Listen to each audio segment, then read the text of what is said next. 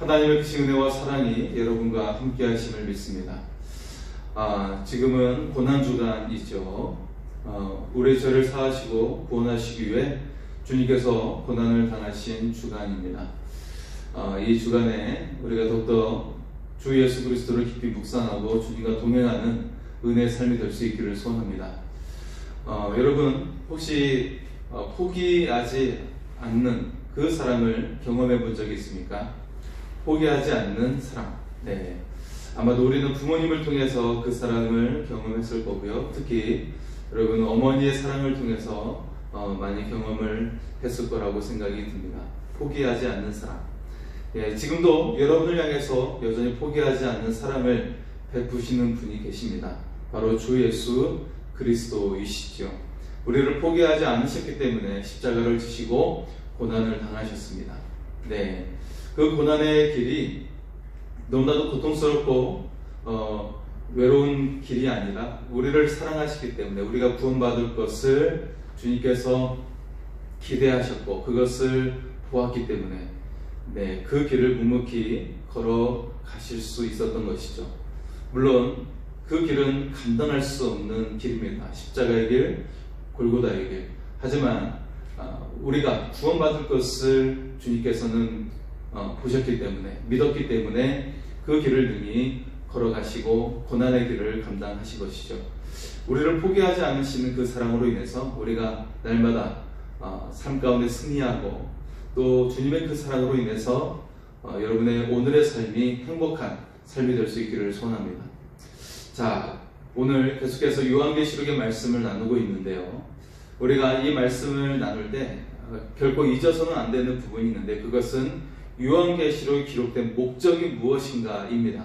네, 여기에 초점을 맞추지 않으면 우리는 이 요한계시록을 잘못 해석할 수 있고 잘못된 인생에 있어서 과오를 남기게 되고 잘못된 길로 빠질 수가 있어요. 잘못된 신앙의 길로 빠질 수 있고 잘못된 인생의 길로 실패하고 심지어는 나락으로 떨어질 수도 있다는 것이죠.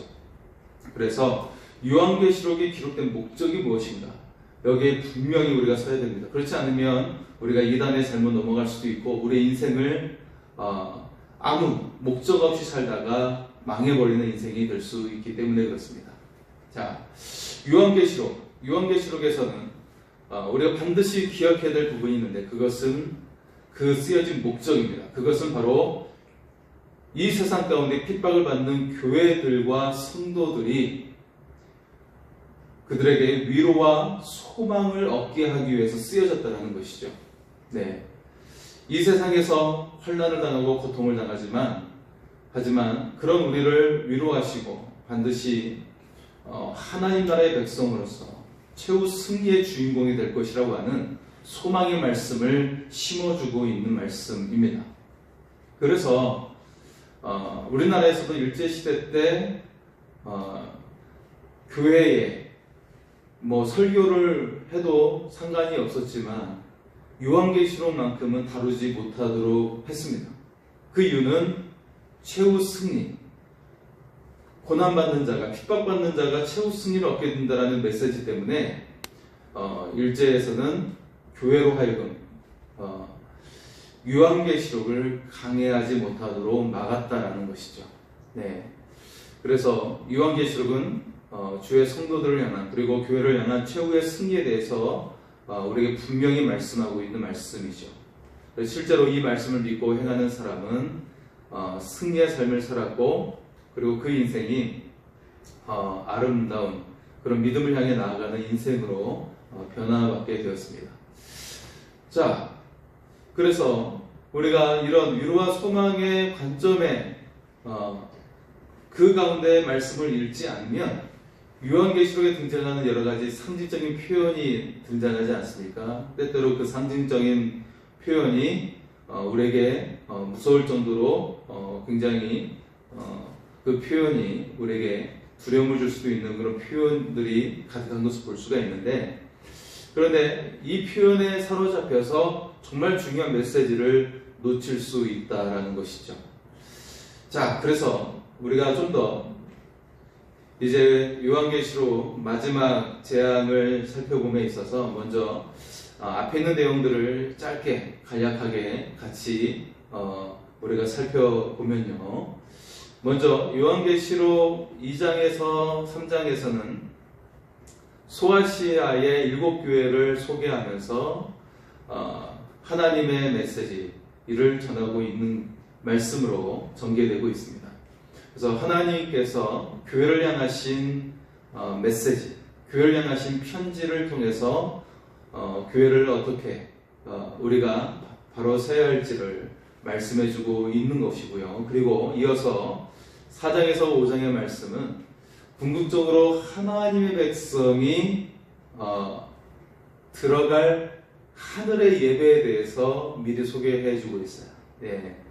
하늘의 백성이 들어갈, 하나님의 백성이 들어갈 하늘의 예배를 미리 보여줌으로써 너희가 지금 곧 닥칠 환난이 있겠지만 결코 두려워하지 말라. 이 세상에 재앙들이 임하고 심판이 임하겠지만 두려워하지 말라. 너희 존재들, 너희는 하늘에서 하나님과 함께 하늘의 예배를 드릴 주체들이다 라고 그렇게 우리에게 먼저 우리의 그 위치를 확정하고 있다는 것이죠. 그래서 미래에 일어날 우리의 미래를 미리 확정해 주심으로써 우리에게 두려움이 아니라 소망의 삶을 살게 해주고 있다는 것입니다. 자, 이 부분에 대해서 제가 전에 설명을 했던 것처럼 성경은요, 우리에게 미래에 대해서 확정된 미래를 계시하고 계시는데 이를 통해 우리가 깨달아야 될 것은 무엇이냐면 하나님께서는 우리의 미래에 대해서 아름답고 선한 미래를 준비해 놓으셨는데 우리들은 믿음이 없어서 현실의 삶 가운데 매우 두렵고 그리고 근심과 염려에 휩싸이고 그리고 일어나지 않을 염려를 끌어다가 염려하고 있는 우리의 삶을 지적하고 있다는 것이죠. 사실 여러분 아브라함이나 이삭이나 야곱이나 그런 이미 그 족장 시대의 신앙의 선배들의 모습을 통해서도 하나님께서는 그들의 인생을 확정해서 지시하고 있는 것을 볼 수가 있어요. 그런데 그 확정된 미래가 소망이 가득하고 하나님께서 주신 아름다운 언약, 약속으로 가득한 삶인 것을 드러내고 있다는 것이죠. 그래서 현실 가운데서는 어려움이 있을 수 있지만 결코 두려워하지 말라는 거예요. 이미 너에게 주어질 그 소망이 가득한 미래가 있기 때문에 두려워하지 말고 묵묵히 나아가라고 말씀하고 있는 것이죠. 그래서 믿음이 있는 사람들에게 주어질 삶의 태도가 무엇이냐면 바로 하나님께서 주신 약속을 분명하게 믿고 내 미래는 소망이 가득하구나 라는 것을 믿으면서 오늘의 삶을 감사와 기쁨으로 살아가는 것입니다. 네. 요한계시록도 그 전개적인 그런 말씀들을 보면 먼저 하늘의 예배를 우리에게 보여주고 있다는 거예요. 그것을 먼저 우리에게 계시함으로써 앞으로 닥칠 심판, 그것도 7개의 심판이 3번 연달아 일어나는 그 엄청난 그 심판의 연속들이 있지만 결코 두려워할 필요가 없다라고 먼저 우리에게 계시해 주고 있다는 것이죠. 이것을 우리가 명심하며 신앙의 삶을 살아갈 수 있기를 소원합니다. 자, 그래서 이제 요한계시록 6장에서 16장의 말씀은 이제 본격적으로 요한계시록의 주된 내용이 심판이 전개되고 있는데, 자, 그 심판의 내용이 조금 전에 말했던 것처럼 7개의 심판이 3번 연달아 이루어진다고 했어요. 그래서 첫 번째 7재앙은 7심판은 7인에 대한 심판이었고, 두 번째는 7나팔의 심판이었고, 세 번째는 7대접의 심판입니다. 자, 그런데요, 그 심판 사이에 심판과 전혀 무관한 것처럼 보이는 그런 말씀이 첨부되어 있는 것을 볼 수가 있는데, 특히 첫 번째에 6번째 인과 7번째 인 사이에 등장하고 있고, 또 두 번째인 7번째 나팔과 6번째 나팔과 7번째 나팔 사이에 등장하고 있는 삽입된 그런 말씀들이 있어요. 자, 먼저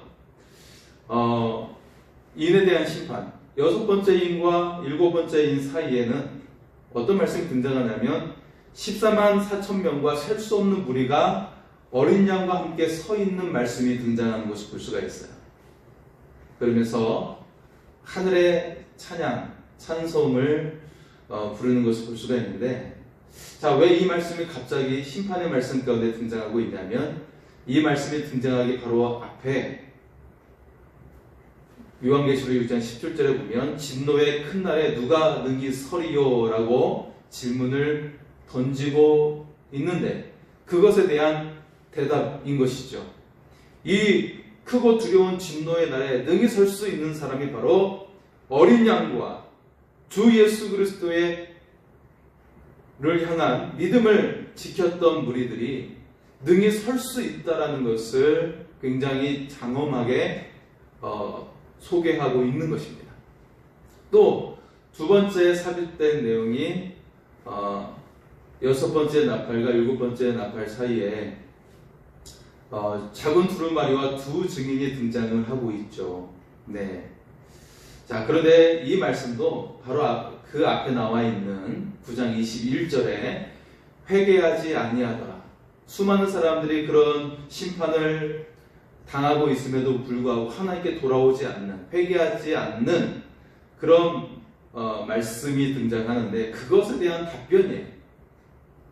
그래서 두 증인과 그 두루마리를 통해서, 그 두 증인의 그 복음 증거를 통해서 회개하는 자들이 있다라고 말씀을 하고 있는 것이죠.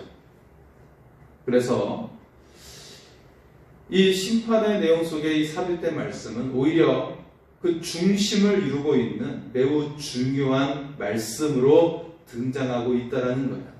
이 심판으로 하나님께서는 그 심판의 말씀으로만 멈추는 것이 아니라 그 심판을 뛰어넘는 중요한 메시지를 우리에게 그 속에 던져주고 있는 것이죠. 그것은 바로 하나님은 그 14만 4천 명의 수많은 무리들이 하나님께 경배하고 어린 양과 함께 서 있는 것처럼, 하나님은 모든 사람들이, 더 많은 사람들이 구원받기를 원하고 계신다는 것을 말씀하고 있는 것입니다. 그리고 또 한 가지, 회개하지 않는 무리들이 있지만 그 두 증인의 그 증거를 통해서 그들이 하나님께로 돌아오는, 회개함으로 말미암아 돌아오는 것을 하나님은 우리에게 원하고 계심을 나타내고 있는 것이죠. 그래서 요한계시록의 말씀에 그 심판의 메시지에 주된 하나님의 의도는 무엇이냐면, 우리가 회개하여 하나님께로 돌아오고 구원의 수많은 백성 중에 하나가 되기를 원하고 계신다는 것입니다. 수많은 사람들이 구원받아서 하나님의 백성으로 서기를 원하고 계신다는 것이죠. 자, 그리고 일곱 심판의 이야기에 일정한 패턴이 있다고 이야기했는데, 그래서 처음 네 가지는 똑같은 패턴으로 전개가 됐어요. 통일성을 가지고 있죠. 그리고 뒤에 나오는 세 가지의 심판은 좀 다르게 전개되는 것을 나타냈습니다. 자, 그래서 이 4라는 숫자는 모든 피조물을 의미하고 있는 숫자이거든요. 모든 피조물, 온 땅, 그 땅에 대한 숫자가 4예요. 4. 동서남북. 동서남북 네 가지이지 않습니까? 그래서 온 땅을 대하는 그런 숫자가 이제 4인데, 그래서 모든 피조물이 그 대상이 된다라는 것을 나타내고 있는 것이죠.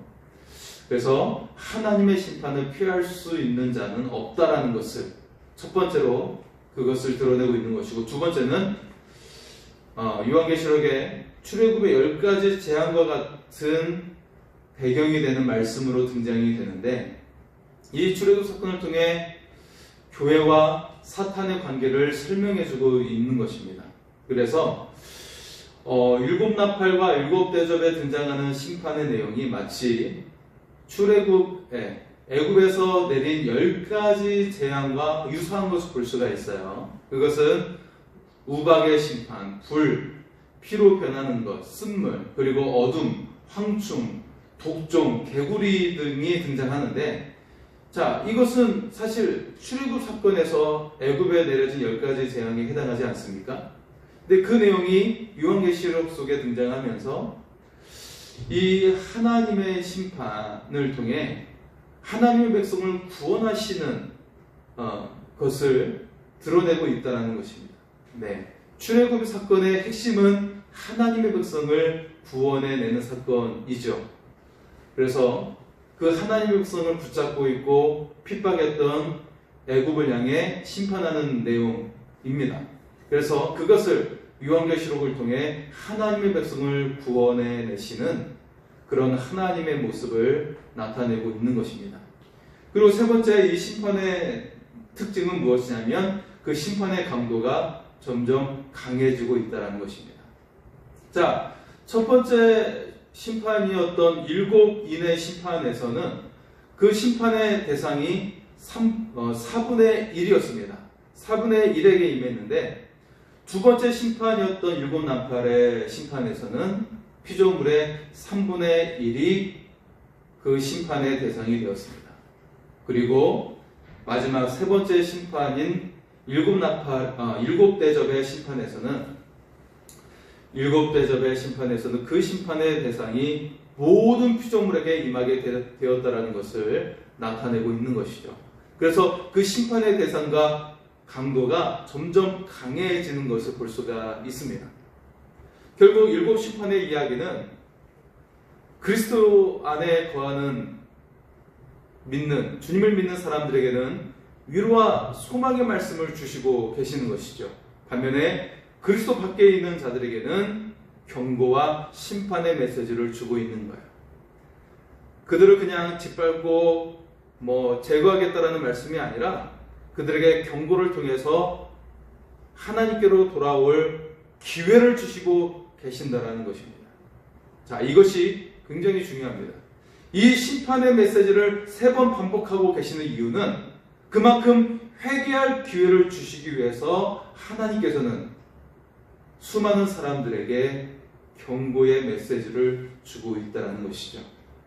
여러분, 이 시대에 우리가 두렵고 떨리는 일이 일어난다면 그냥 불평할 것이 아니라, 그리고 이 세대를 한탄할 것이 아니라 하나님께로 돌아오는 기회로 삼을 수 있기를 바랍니다.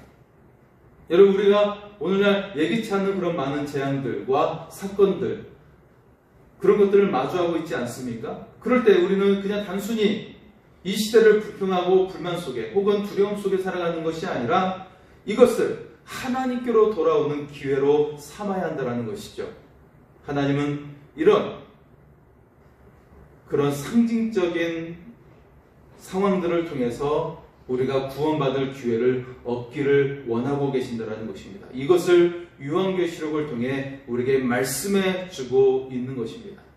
자, 이제 요한계시록의 가장 절정이면서 최후의 심판이라고 볼 수 있는 7 대접의 심판이 오늘 말씀을 통해 전개가 되죠. 1절에 보면 또 하늘에 크고 이상한 다른 이적을 보매 7 천사가 7 재앙을 가졌으니 곧 마지막 재앙이라 하나님의 진노가 이것으로 마치리로다.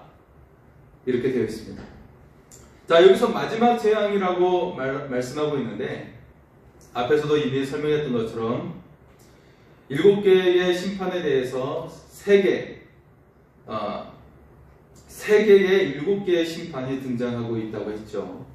거기에 이제 마지막 세 번째 7개의 심판이 바로 7 대접의 심판인 것이죠. 자, 앞에 나와 있던 7인의 심판이나 7 나팔의 심판보다 더욱더 강해진 7 대접의 심판에 대한 내용입니다. 그래서 7 대접 심판 이후에는 어떻게 될까요? 더 이상 심판이 없어요. 이 말은 심판이 없으니까 정말 다행이다라는 말이 아니라 더 이상 회개할 기회가 없다는 것입니다. 여러분, 심판의 목적은 심판 자체에 있지 않고 우리에게 경고하여 깨닫게 하는 데 있다라는 거예요. 다시 말해서 우리가 하나님께로 등을 돌렸던 것에서 회개하여 그 회개할 기회를 얻어서 하나님께로 돌아오는 구원의 기회로 삼는 그것에 목적이 있다라는 것입니다. 자, 이제 7대접의 심판이 끝나면 그 다음은 최후의 심판만이 남게 됩니다. 그러면 이 말은 더 이상 회개할 기회가 주어지지 않는다는 것입니다. 자, 그리고 나서 불이 섞인 유리바다가 등장하는데 그 유리바다에는 짐승과 그리고 그의 우상과 그리고 그 짐승의 숫자에 경배하지 않고 굴복하지 않고 이기고 벗어난 성도들이 서 있다라고 말씀하고 있어요. 네. 유리바다에 서서 주의 성도들이 하는 것은 무엇입니까? 그것은 바로 하나님의 검은고를 가지고 하나님의 종 모세의 노래, 어린 양의 노래를 부르면서 하나님을 찬양하고 경배하고 있다는 것입니다. 자, 여러분, 이 모습은 모세가 홍해를 건넌 후에 이스라엘 백성이 검은고를 가지고 찬양했던 모습을 연상케 하는 그런 내용이죠. 네. 그래서 마치 재앙을 이기고 심판을 이기고 홍해를 가르면서 승리를 이룬 하나님의 백성이 하나님을 향해 찬양하고 있는 그런 모습인 것입니다. 네. 그래서 승리의 노래를 하나님께 올려드리고 있는 것이죠. 결국 대적을 물리치고 승리의 노래를 부르는 기쁨의 함성을 울리는 성도들의 모습이 먼저 등장하고 있습니다. 네, 이 모습을 먼저 등장하고 있는 것은 앞으로 닥칠 크고 두려운 7대접의 심판에 대해서 주의 성도들에게 두려워하지 말라라고 또 위로의 말씀을 주시고 있는 것이기도 합니다. 자, 이제 7 천사들에게 7 대접이 전달이 되고 있어요. 네. 5절 이하의 말씀을 보면 7 재앙을 가진 7 천사가 하늘 증거 장막의 성전에서 나옵니다. 그들이 맑고 빛난 세마포 옷을 입고 가슴에는 금띠를 띠고 있어요. 네. 그때 네 생물 중에 하나가 하나님의 진노를 가득 담은 금 대접을 7 천사에게 전달을 해주는데요. 그리고 성전에서는 큰 음성이 들리면서 7 천사들에게 그 대접을 쏟으라고 명령하고 있습니다. 이제 7 대접에 담긴 마지막 심판이 오늘 말씀이 그 다음 말씀으로 등장하고 있는 16장 말씀부터 나오게 되는 것입니다. 자, 그런데 오늘 본문에서 핵심이 되는 구절이 바로 7절의 말씀인데요. 7절의 말씀, 네 생물 중에 하나가 영원토록 살아계신 하나님의 진노를 가득히 담은 금 대접 7을 7 천사들에게 주니. 자, 7 천사들을 향해 이제 그 네 생물 중에 하나가 금 대접을 전달해 주었어요. 그런데 그 금 대접에는 영원토록 살아계시는 그 하나님의 진노로 가득 채워져 있다라고 말씀을 하고 있죠. 그런데 우리는 여기서 한 가지 기억해야 할 부분이 있는데 그것은 바로 요한계시록 5장 8절에 보면 거기에 등장하는 것이 바로 금 대접인데요. 그 금 대접에는 성도들의 기도가 가득하다라고 했습니다. 예, 성도들의 기도가 가득하다라고 이야기했는데 그리고 또 이어지는 8장 4절과 5절에서는 이 성도들의 기도가 어떻게 바뀌게 되었는지를 보여주고 있죠. 네, 요한계시록 8장 4절과 5절입니다. 향년이 성도의 기도와 함께 천사의 손으로부터 하나님 앞으로 올라가는지라. 천사가 향로를 가지고 제단에 불을 담아다가 땅에 쏟음에 우레와 음성과 번개와 지진이 나더라. 아멘. 자, 성도들의 기도가 하나님의 보좌에 올려져서 금 대접에 담겨졌는데 그 향을 담고 있던 향로에 불이 담겨졌어요. 그 속에 불이 담겨지면서 땅에 쏟아지니까 그 하나님의 엄청난 심판이 땅에 내려졌다라는 것입니다. 자, 이 말씀을 통해 우리에게 주시는 메시지는 분명합니다. 자, 성도들은 하나님의 말씀과 그리스도의 복음을 증거함으로 이 땅에서는 고난을 받게 되죠. 하지만 그런 성도들의 기도는 그 성도를 핍박했던 세상에 대한 하나님의 진노로 직결된다는 것이죠. 다시 말해서 하나님께서는 절대로 고난받는 성도들을 외면하지 않으시고 반드시 그 기도를 응답하시는 하나님이시다라는 것입니다. 자, 이 사실은 요한계시록에 있어서 굉장히 중요한 의미를 담고 있습니다. 오늘 우리들에게 주시는 하나님의 메시지는 분명합니다. 하나님은 우리의 기도를 반드시 들으신다는 것이죠. 우리는 생각할 때 우리의 기도가 응답이 더디고 하나님께서 우리의 기도를 듣고 계시는가 그렇게 생각할 때도 있습니다. 그런데 요한계시록은 분명하게 우리에게 말씀하고 있죠. 하나님은 절대 성도들의 기도를 외면하지 않으신다라는 것입니다. 그리고 반드시 그 기도에 응답하신다라는 것이죠. 또 한 가지 기억할 것은 이 하나님의 심판은 영원히 지속되지 않는다라는 것이죠. 하나님의 심판은 심판 자체의 목적이 있는 것이 아니라 경고함을 통해서 그 사람을 회개하여 구원에 이르도록 하는 데 있다라는 것이죠. 자, 하지만 하나님의 심판은 끝날 때가 있다라는 것입니다. 근데 이 심판이 끝나면서 회개할 기회가 더 이상 주어지지 않기 때문에 우리는 이 심판을 통해 경고가 끝나기 전에 하나님께로 돌아와야 한다는 것입니다. 하루속히 회개하고 하나님의 품으로 돌아와야 한다는 것입니다. 기회가 있을 때 즉시 돌아와야 한다는 것입니다. 왜냐하면 구원의 기회는 언젠가는 더 이상 주어지지 않기 때문에 그렇습니다. 여러분, 우리는 사실 항상 종말의 시간을 보내고 있어요. 왜냐하면 오늘날은 더욱더 불확실한 시대 속에 우리가 살면서 언제 어떤 일이 일어날지 모르는 시대를 우리가 살고 있기 때문에 그렇습니다. 네, 묻지마 범죄도 많이 일어나고 있고, 그리고 교통사고랄지 사건 사고가 끊임없이 일어나는 시대를 우리가 살고 있죠. 어쨌든 우리는 항상 매일이 종말이다라는 의식 속에 살아가야 합니다. 왜냐하면 그리스도인들은 종말론적인 그런 신앙으로 살아가는 사람들이기 때문에 그래요. 그래서 여러분, 초대교회 시대 때의 인사는 요한계시록 마지막 장에 등장하고 있는 말씀이기도 한데요, 바로 마라나타라고 인사했다라는 것이죠. 마라나타, 주 예수여 오시옵소서. 이것이 초대교회의 인사였어요. 여러분, 우리의 인사는 그냥 잘 지냈어요? 라고 그냥 마치 교양 섞인 모습처럼 인사하지 않습니까? 하지만 초대교회의 인사는 굉장히 결연한,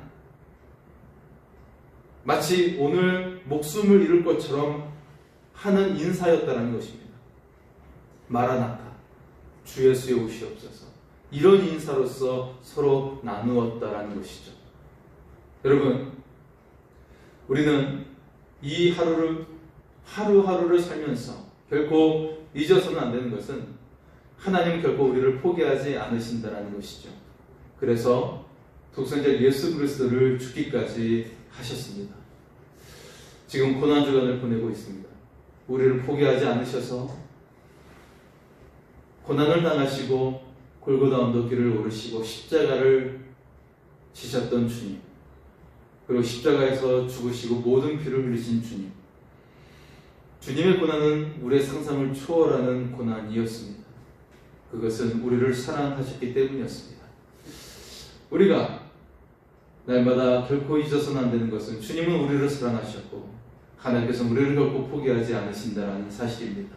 하지만 사탄은 우리가 멸망하고 이 세계와 함께 우리가 몰락하고, 그리고 실패하기를 원하고 있는 존재가 사탄이라는 것이죠. 오직 우리는 우리를 지으시고 그의 형상으로 만드신 하나님을 우리가 온전히 믿고 믿음으로 승리하는 삶이 될 수 있기를 소원합니다. 우리를 위해 고난당하신 그 주님을 기념하는 고난주간에 우리의 믿음이 더욱더 견고하게 설 수 있기를 소원합니다.